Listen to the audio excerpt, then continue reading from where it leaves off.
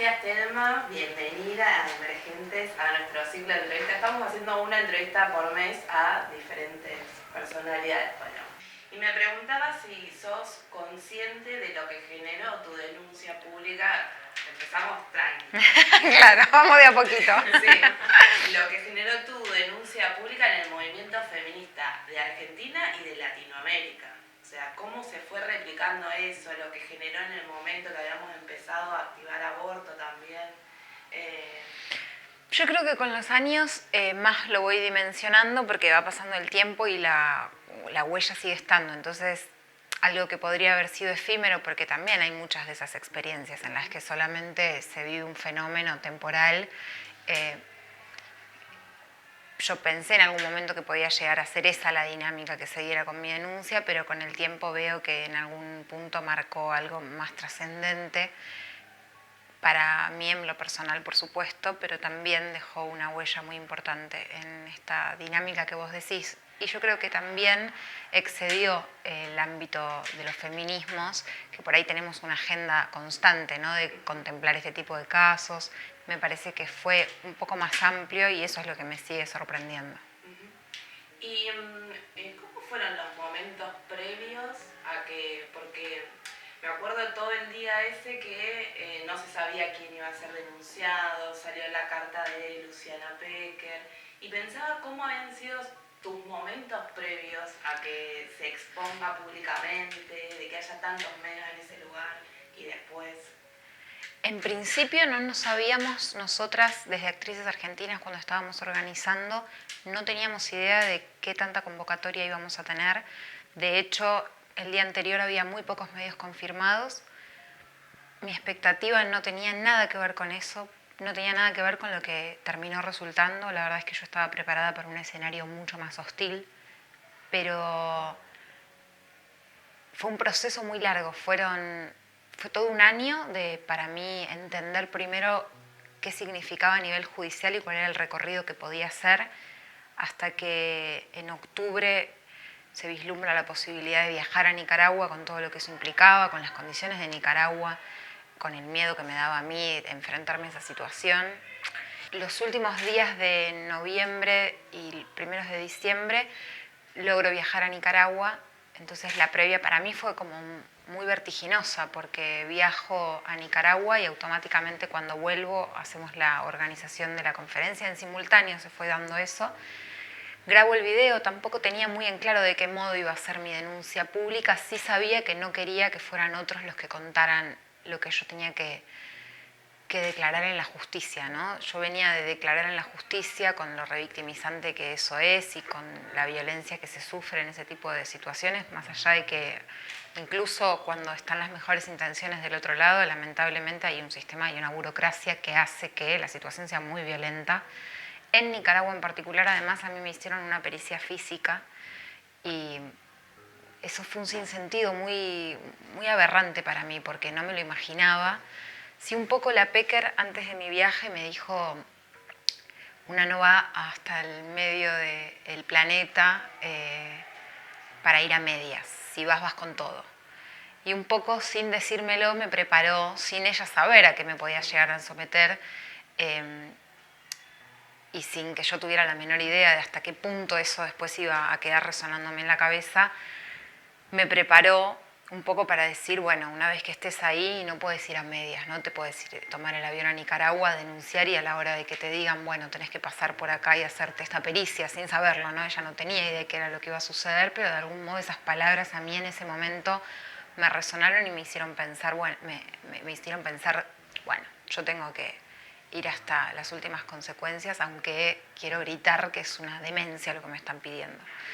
Entonces, la verdad que eran demasiadas emociones todas juntas a último momento y yo llego a Buenos Aires, vuelvo de Nicaragua habiendo vivido toda esta situación, habiendo tenido que ratificar adelante de una fiscal que por la barrera idiomática, a pesar de que hablamos el mismo idioma, tenemos modismos diferentes y en el momento de mi denuncia tuvimos media hora para que ella comprendiera de qué tela era la ropa que tenía puesta en aquel momento, o sea, fue terrible.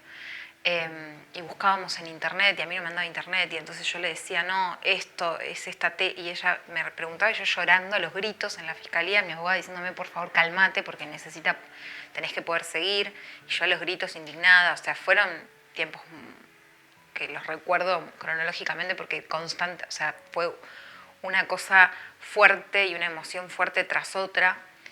Entonces, cuando llegué a Argentina, Actrices Argentinas estaba organizando la conferencia. Yo llego y me impresiona, me impacta la cantidad de compañeras que habían asistido a esa asamblea, que era la última asamblea antes de la conferencia de prensa. Llego a la asamblea y a muchas no las conocía y entro, sabían todas que venía de Nicaragua y me aplaudieron y yo empezaba a decir, bueno, esto es muy fuerte, ¿no? Es raro, y no terminaba de entender a qué se debía. Y un poco con el análisis del diario del lunes, digo, bueno, había algo ahí que se podía intuir de lo que iba a terminar sucediendo después.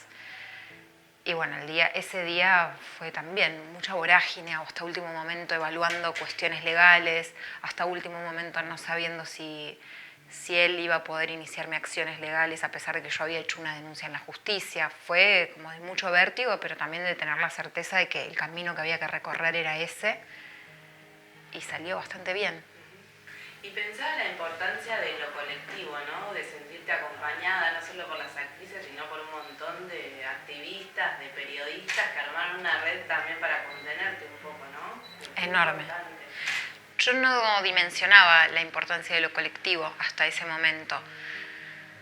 Había tenido alguna experiencia, pero mucho más esporádica con respecto a lo que significa estar organizado. Viviendo en México me tocó vivir un terremoto muy tremendo en el 2017 y eso me dio un poco la noción de lo colectivo y de que se pueden lograr cosas muy importantes cuando uno está acompañada. Pero bueno, veníamos en un proceso que no se puede escindir, ¿no? De ese 2018, organizadas, tomando conciencia. Me imagino que para las que venían trabajando y militando el feminismo desde muchísimo antes que yo existiera, inclusive, debe haber sido muy fuerte ver ese proceso que se estaba dando de tantas sintiéndose interpeladas por una agenda que ellas llevaban años luchando y golpeando las puertas del Congreso y de todas las instituciones.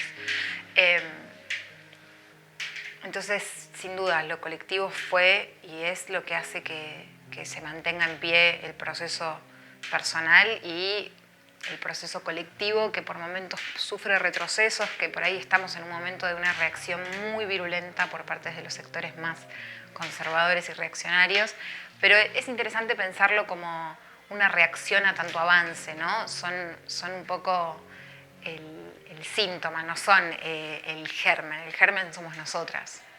Creo que se fue ganando mucha conciencia y mi caso sirvió en ese recorrido de ganar conciencia y de entender de qué modo había que hablar de la temática. Le pasó a toda la sociedad, por ende también a los medios de comunicación. Creo que hay mucha buena voluntad de muchos espacios de hablar y de estar a la altura y de comprender. Después, por supuesto, hay sectores que me estigmatizan un poco porque no están de acuerdo con las banderas que yo enarbolo, lo que represento, incluso sin querer enarbolar las banderas. Hay enemigos que es interesante tener, ¿no? Como decir, bueno, si estoy en la vereda opuesta de esta persona, está bien, no tengo problema. En algún momento por ahí yo lo sufría más y quería estar más en armonía con todo el mundo. Un poco con el tiempo fui entendiendo y diciendo, bueno, está perfecto si esta persona está más allá de que me encantaría que no distinga ideologías, es inevitable, eso lo fui entendiendo con el proceso. Después hay toda una pata que tiene que ver con lo judicial, que es muy complejo, incluso yo me sorprendo en las reuniones de abogados y de abogadas de mi equipo respecto de las miradas que hay sobre una parte del proceso, ni hablar de lo que pasa al tener involucrado otro país que tiene otro código penal y que tiene otras lógicas, y eso hace que incluso personas que saben mucho de la temática digan, no, esto no sé cómo es. Entonces estamos ahí aprendiendo todos en el camino. Entonces veo muchas veces que incluso de medios que tienen la mejor buena voluntad comunican erróneamente algunas cosas que son muy técnicas como destitular revés judicial, y por ahí no es un revés judicial, está pasando algo que es propio del proceso y que lo entendés lamentablemente cuando tenés contacto con el sistema de justicia, no lo conoces antes. Y después creo que es un momento, como decía, de retroceso en muchos sentidos, y que en ese retroceso también se va como corriendo la vara de lo que se puede decir y lo que no se puede decir. Y lo que pasa con él particularmente, trato de no prestarle atención, como realmente no tengo esa información al toque que sucede, sino que es algo que por ahí me suelo enterar más en este tipo de situaciones, como que tengo una entrevista y me dicen, bueno, ¿viste tal cosa? Y por lo general no lo vi o me lo contaron, pero no es que yo entré y observé. Eso es para preservar un poco mi psique.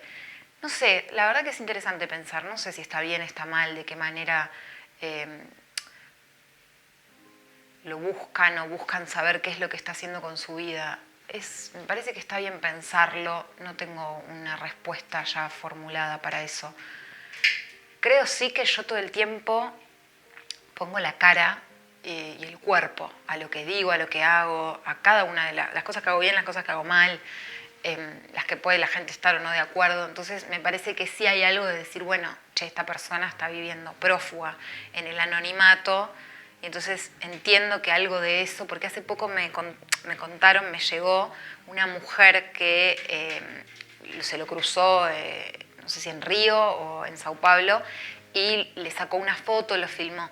Entonces creo que ahí lo que pasó fue que hubo como una indignación de la persona de decir, che, este está como Pancho por su casa cuando está prófugo de la justicia. Entonces está interesante pensarlo.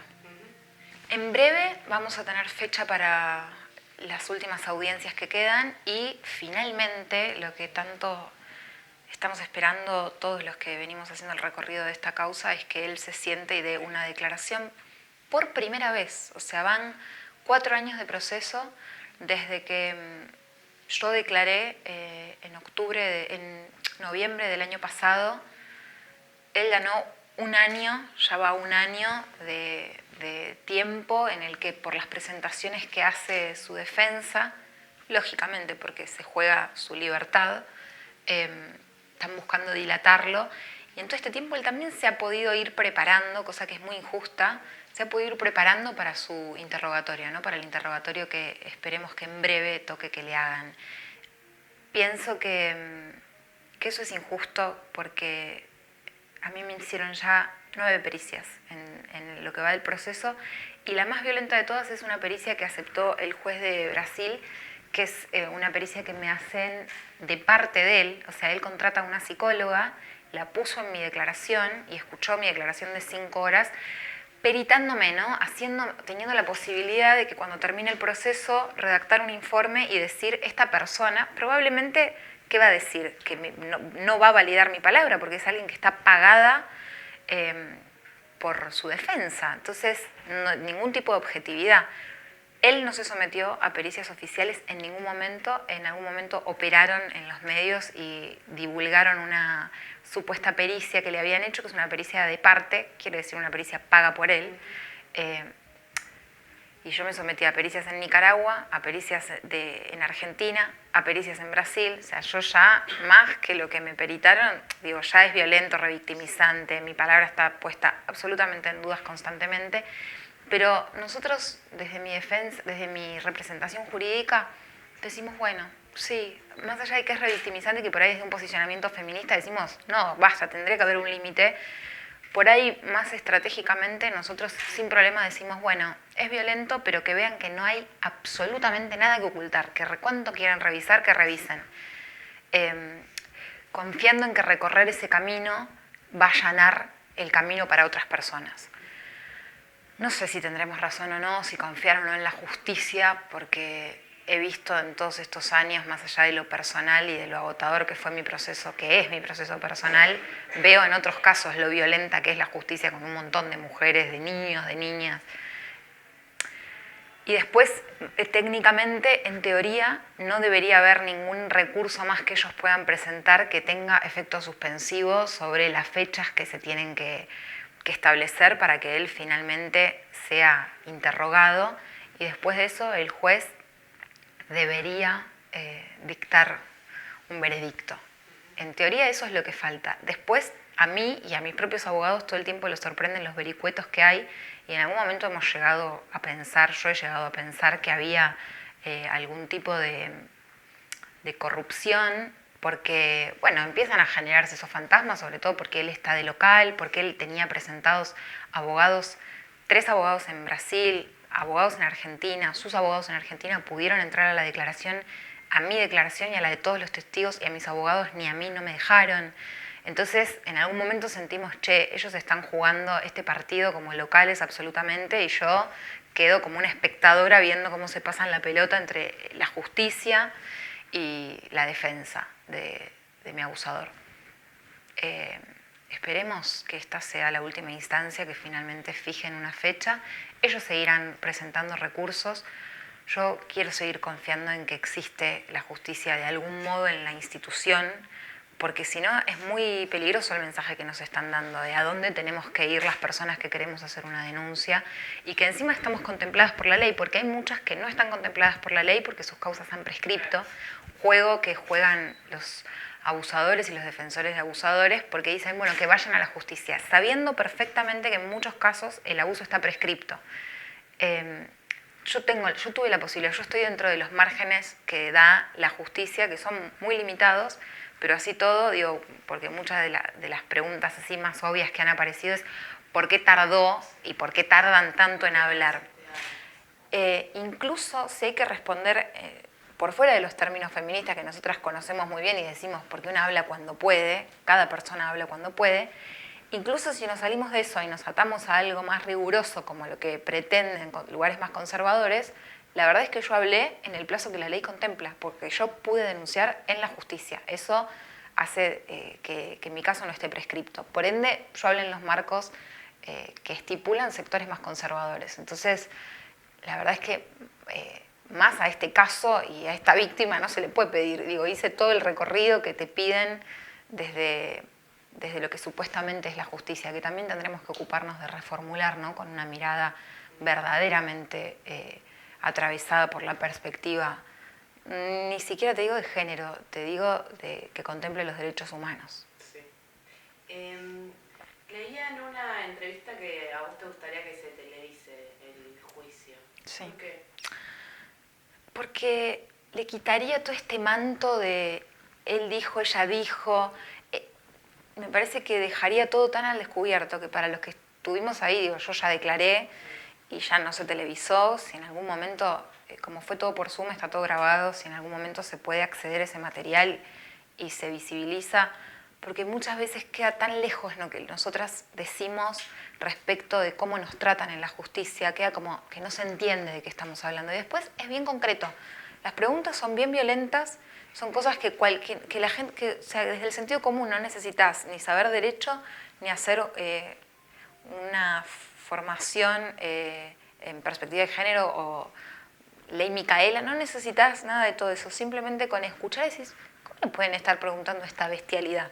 Entonces, desde ese lugar yo pensaba, sería bárbaro.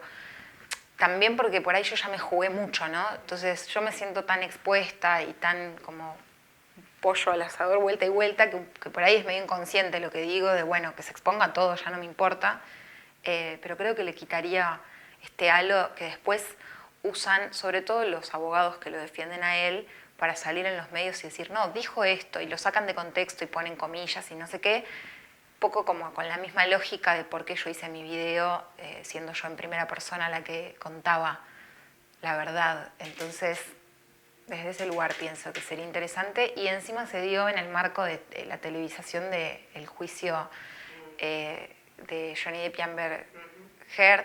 Entonces también pensaba, digo, qué fuerte, ¿no? Ese juicio que lo vio todo el mundo y que todo el mundo se atrevió a hacer comentarios. Qué interesante sería que vean un juicio de abuso sexual en nuestro país, además, con 3 países involucrados, con la burocracia de todo un sistema, trabajando esperemos, para llegar a la verdad y tener una declaración por parte de la justicia acorde a la altura de de todo lo que hicimos como proceso social y ya me atrevo a decir yo en particular, bancando los tiempos de la justicia y diciendo, bueno, ¿qué más quieren? Se los doy para que lleguemos a buen puerto. Entonces me parecía interesante esa posibilidad, ¿no? De que la gente de a pie, que por ahí no tiene contacto con la justicia, vea de qué hablamos cuando hablamos de la violencia que se sufre dentro de los tribunales. Yo por eso siento la enorme responsabilidad de ir hasta el final con esto y un poco que quede el testimonio de cuál es el recorrido. La verdad es que si pasa eso, si la justicia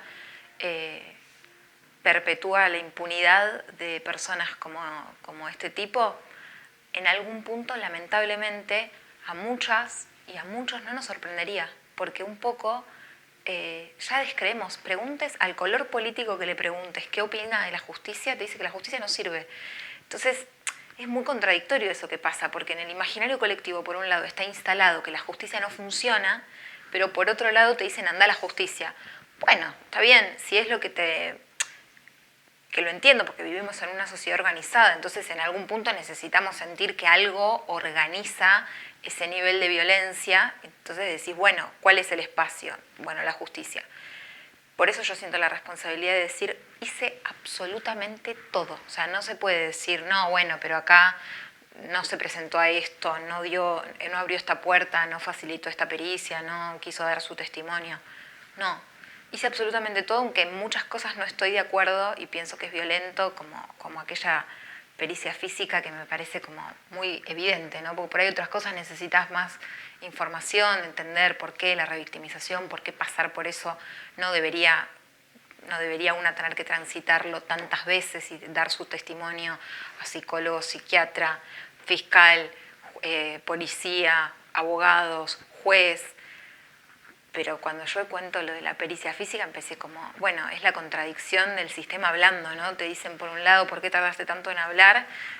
Pero te dicen que tenés el marco legal para hacerlo y cuando lo haces te dicen, bueno, pero vení y pasá por acá y abrite de piernas que te vamos a hacer una pericia física, aunque sabemos que nada de lo que encontremos va a servir. Y la propia médica que me hizo la pericia a mí me dijo, yo le pregunté, ¿es necesario realmente? ¿Me lo tenés que hacer? Me dice, si no lo haces va a ser usado en tu contra. Bueno, o sea, además la justicia va a usar en mi contra. Entonces, digo, habiendo hecho todo ese recorrido de, bueno, no pueden usar nada en mi contra porque les estoy abriendo absolutamente todo. Si la justicia no hace justicia, también nos va a presentar a la sociedad toda el dilema de decir, bueno, ¿qué hacemos con esto? Porque es una realidad que evidentemente no me sucedió solamente a mí. O sea, si no nos hubiera destapado lo que se destapó, no se hubiera producido lo que se produjo. Bueno, ¿qué vamos a hacer como sociedad? ¿Vamos a seguir diciendo, anda la justicia? Creo que por eso yo siento esta responsabilidad de llegar hasta las últimas consecuencias y sin dudas no querer dejar que nos adoctrinen tan fácil, porque lamentablemente acá también, así como hicimos ruido y generamos un punto de inflexión, también les dimos la posibilidad de que muy fácil nos adoctrinen, porque si sale mal, nos van a silenciar a muchas con un solo caso. Entonces, yo incluso si pasa eso, digo, mi mensaje va a seguir siendo el mismo y de aliento a que se genere la masa crítica para que todas las personas se animen a contar sus historias para erradicar la violencia y seguiremos trabajando, digo, si no es mi caso, el caso que fue testigo hasta acá y que marque y siente un precedente en los términos de la justicia como la queremos entender, bueno, yo seguiré trabajando de todos los modos posibles porque creo que no hay que dar ni medio paso atrás en esto que logramos vencer en su momento en el 2018, que es romper el silencio y que la vergüenza cruce de vereda y que deje de estar del lado de las víctimas y que pase a estar del lado de los abusadores. ¿Y tuviste problemas para conseguir trabajo? ¿Te sentiste estigmatizada? ¿O te sentís más segura con autopercibirte feminista cuando entras a un lugar, ya sabes? Las dos cosas. O sea, por un lado es una fortaleza súper grande como decir, bueno, vengo acá con esto que de algún modo me abraza, me contiene, me protege. Por otro lado, pasa mucho que una puede llegar a vivir en un mundo medio irreal, ¿no? Porque adelante mío quizás ciertas cosas se van a cuidar de decir o hacer las personas y entonces yo puedo llegar a comerme la idea de que ya vivimos en un mundo que está totalmente transformado. Me pasó no hace mucho en una reunión muy grande en la que yo estaba muy atrás y no se me veía la cara, y entonces hablé e hice una intervención y me trataron muy mal, y después de un rato alguien como que estaba cerca se fue corriendo a la abuela y dijeron Estelma. Y cuando dijeron Estelma el trato cambió. Entonces yo dije, qué peligro, porque qué peligro, ¿no? Que comerme la idea de que adelante mío ya hay ciertas prácticas que no se hacen y que después pasas a ser alguien que no tiene tan pegada su ideología a su imagen y seguís viviendo, siendo sometida a violencias. Y por otro lado, sí, también vivo y a veces me angustio porque me doy cuenta que soy absolutamente estigmatizada, que por cómo pienso, ni siquiera por cómo pienso, que por lo que hice me cobran, ¿no? Como, bueno, no sé si es tan directa la relación como por lo que hizo no le damos laburo, pero sí se dan una serie de cosas alrededor de eso que hacen que mi figura sea más complicada de ser contratada, y lo veo muy concretamente, digo, desde mis 7 años, 6 hasta el 2018, no paré de trabajar, siempre trabajé en una cosa, otra, serie, teatro, y hubo una merma en cuanto me llamaban después de mi denuncia. No me arrepiento porque digo, es en la misma línea de estas dos cosas que me pasan, ¿no? Por un lado, por supuesto me duele, por otro lado, sé que yo no hubiera podido vivir un instante más con eso sin hacer nada. Yo creo que son mis amistades, mi cable a tierra, mi lugar de sanación, de crecimiento, de entenderme yo en el mundo, de refugio para la violencia que a veces se siente, sobre todo en las redes sociales, porque después, digo, salís a la calle, me tomo el subte, nunca, digo, siempre recibo amor, cariño, miradas de complicidad. Sí, son más mis amigos, y como que la escritura para mí es, sí, los poemas nacieron desde un lugar más catárquico, si se quiere, aunque no estoy muy de acuerdo con que el arte sea catarsis, pero sí nacieron desde ahí porque no tenían una pretensión, y después me escribió Juan Solá, después de leer algunas cosas mías en redes, y me dijo, che, armemos algo, y le dije, bueno, tengo todo este material, otro lo produje particularmente para el libro, y además Juan Solá, que para mí era como, sobre todo, no. Ahora estoy trabajando en otro libro que tiene de vuelta como la finalidad de facilitar el recorrido, lo estoy haciendo con una antropóloga, facilitar el recorrido de la denuncia, ¿no? De algún modo sistematizar, y que esa incertidumbre que sentimos todas al principio, que sentí yo cuando tuve que acceder a ese universo judicial, y que es todo tropezones porque no entendés nada, se habla otro lenguaje, incluso yo creo muchas veces, se lo digo a mis abogados, que hay como una cosa de hablar diferente para generar una distancia del común de la sociedad. Entonces, encontrar, ojalá poder con este libro, tiene esa pretensión, ¿no? Como de tender un puente, y que ese recorrido que es tan agotador sea un poco más accesible, y usar la experiencia personal para que sea de algún modo útil para otras personas. Con las otras actrices que denunciaron, ¿te seguís hablando? ¿Estás en contacto? Y 2 de ellas tuvieron que declarar en el juicio, entonces sí hubo ahí como contacto, como bueno, tenés que venir este día, tal otro, no yo directamente, la fiscalía, pero digo, sabíamos que teníamos el juicio por delante. Pero no, hablamos así como de apoyo, de saber que la otra está bien, no es que tenemos un vínculo de amistad, pero sí de cariño y de, bueno, sentir que, y de mucha empatía, ¿no? De sentir que las tres, ellas tres y yo, vivimos situaciones con la misma persona, ¿no? Todas distintas, más allá de que en la misma tesitura de su violencia. Ellas y muchas otras que no se han animado a decirlo públicamente, y que, digo, jamás yo lo diría públicamente, ¿no? Porque me parece fundamental proteger su identidad y su deseo de anonimato, pero lamentablemente nos ha unido a demasiadas en el dolor esta persona. Antes yo no era como de hablarlo tanto, ahora tengo unas ganas locas de hablar con lenguaje inclusivo a partir de esta prohibición, ¿no? Me siento ahí como medio un adolescente que te dicen esto no lo puedes hacer, lo voy a hacer más que nunca. Me parece muy violento porque no estamos nosotros, nosotras, nosotres diciendo tenés que hablar de esta manera. Simplemente estamos pidiendo la libertad para hablar como, no solo como se nos antoje, sino que por supuesto hay un pronunciamiento ideológico, político y una mirada social respecto de usar o no la E.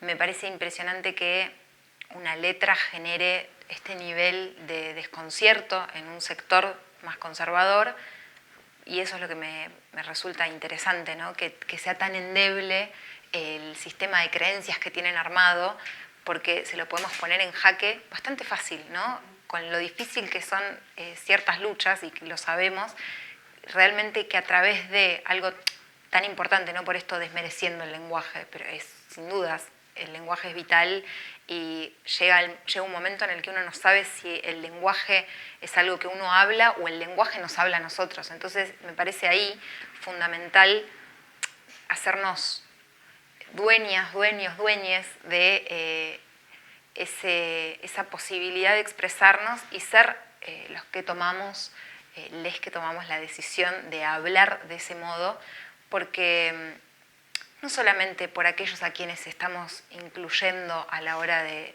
hablar con la E y pretendiendo no invisibilizar, sino porque ahora resulta más indispensable que nunca, si es algo que nos prohíben en términos de la libertad, es creo más vital que antes, incluso como testimonio, como declaración, decir no vamos a permitir que ideas vetustas se metan en algo que está sucediendo mucho más allá de lo que te quieran venir a decir desde las instituciones. Históricamente igual, siempre las instituciones han cambiado después de grandes avances de la sociedad. La sociedad se pronunció, porque si no, no estaría en agenda. Creo que las generaciones más jóvenes ni siquiera se lo van a estar planteando. Me parece interesante dar el debate, y creo que bueno, lo dijo el de la RAE, que yo también ahí mismo tengo como la disyuntiva, ¿no? De decir, bueno, ahora le vamos a dar entidad. Si en otro momento, digo, no le hemos dado entidad a lo que dice el director de la RAE, ahora dijo que de algún modo, ¿no? En su testimonio, de algún modo avaló el uso de la E y dijo, el lenguaje se va transformando con las personas que lo hablan. Sin dudas, ¿no? Digo, ¿quién inventó el lenguaje? Lo inventamos todo el tiempo y lo construimos día a día. Entonces, bueno, también tenía ahí como mi disyuntiva. Muchos sectores salieron a decir, che, pero el de la RAE lo está diciendo. Y bueno, sí, pero la verdad que al de la RAE, el año pasado, cuando dijo que no lo podíamos usar, no él, pero digo, cuando otros se pronunciaron esgrimiendo la cucarda de somos de la RAE, digo, no me hicieron mella, tampoco me hacen mella ahora diciendo, sí, tranquilo, se puede usar. Me parece que ahí está como justamente, ¿no? la declaración de rebeldía más que nunca, de decir, si nos lo prohíben, lo vamos a usar, porque cuántas cosas se prohibieron. Recuerda los peores momentos de la historia de la humanidad y de nuestro país, aquellos momentos en los que se impedía decir ciertas palabras, ¿no? Como cuando estuvo proscripto el peronismo, digo, y que no se podía recordar. Bueno, entonces ahí hay algo muy fuerte que también está bueno pensar, mirá qué fuerte lo que hicimos, que digo, quieren silenciar esta parte. Bueno, más allá de que armen un decreto, evidentemente no lo van a poder silenciar, porque me parece que incluso genera el efecto contrario.